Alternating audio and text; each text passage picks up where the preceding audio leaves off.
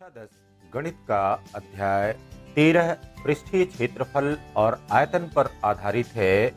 प्रश्नावली 13.1 के question number 7 पर बात करते हैं, जिसमें कह रहा है कि कोई तंबू एक बेलन के आकार का है जिस पर शंकु अध्यारोपित है।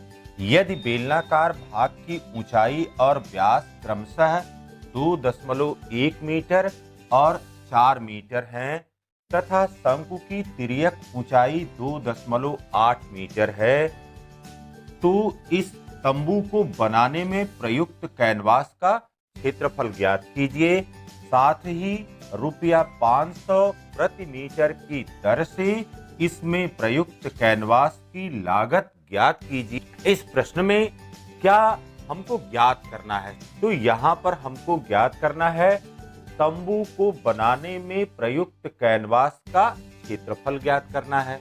फिर आगे क्या ज्ञात करना है?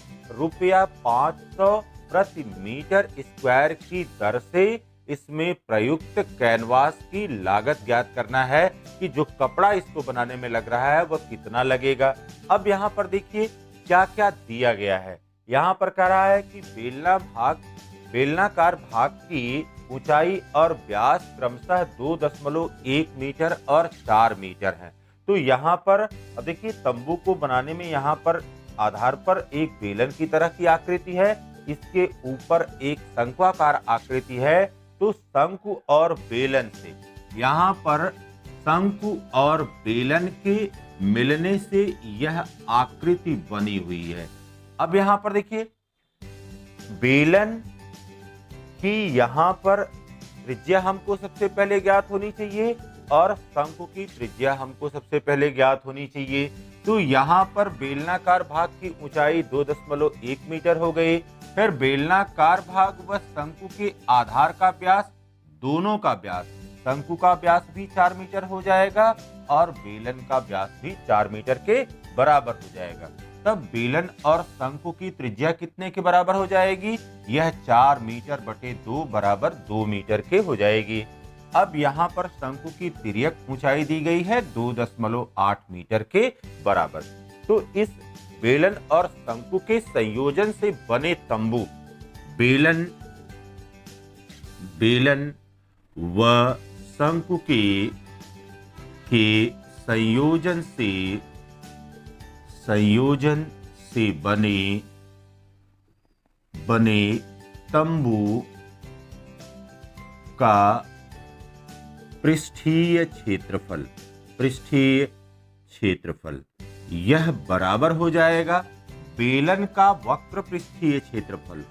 तो बेलन का CSA curved surface area plus यहाँ पर शंकु का यहाँ पर CSA या कर्व्ड सरफेस एरिया।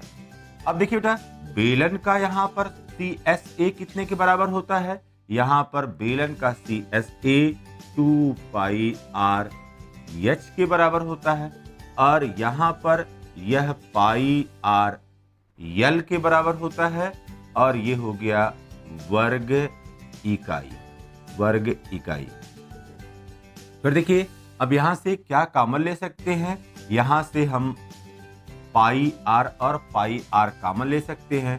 तो ये हो गया πr इंटू, अब यहाँ पर बच गया 2h और ये हो गया प्लस l। ठीक है, अब यहाँ पर ये इक्वेशन नंबर 1 हो गया। इस इक्वेशन 1 में अब जो मान है उन मान को रख दीजिए। यहाँ पर ये हो गया 22/7 गुणे और r बराबर यहाँ पर हो गया 2 इंटू, पर देखिए h बराबर कितना है? h बराबर यहाँ पर है 2.1, तो ये हो गया 2 गुणे 2.1 मीटर प्लस l बराबर कितना है? यहाँ पर 2.8 है, तो ये हो गया 2.8। यह बराबर हो गया 22/7 गुणे 2 इंटू, पर देखिए बेटा ये हो गया यहाँ पर 2,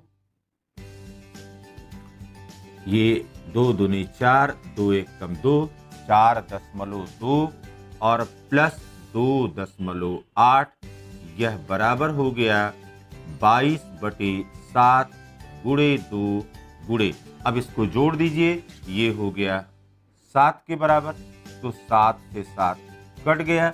अब यहाँ पर 22 का गुणा 2 के साथ हुआ, ये हो गया 44 वर्ग मीटर। तो यहाँ पर हमको जो सरफेस एरिया इसका मिला या कैनवस का जो क्षेत्रफल है वह 44 वर्ग मीटर के बराबर प्राप्त हो गया। अब कह रहा है कि रुपया 500 प्रति मीटर स्क्वायर की दर से इसमें प्रयुक्त कैनवस की लागत ज्ञात कीजिए। तो अगला टास्क यहाँ पर है, दूसरी बात यहाँ पर पूछ रहा है कि इस दर से कितनी लागत हो जाएगी। तो अब यहाँ पर देखिए 1 मीटर स्क्वायर, 1 मीटर स्क्वायर की लागत, 1 मीटर स्क्वायर की लागत कितने के बराबर है, रुपया 500 के। इसलिए 44 मीटर स्क्वायर की लागत यह बराबर हो जाएगा 44 गुणे 500 रुपया, यह बराबर हो गया 22,000 रुपए के बराबर। तो यहाँ पर ये हमारा दूसरा रिजल्ट मिल गया कि इस कैनवस को बनाने में कितनी लागत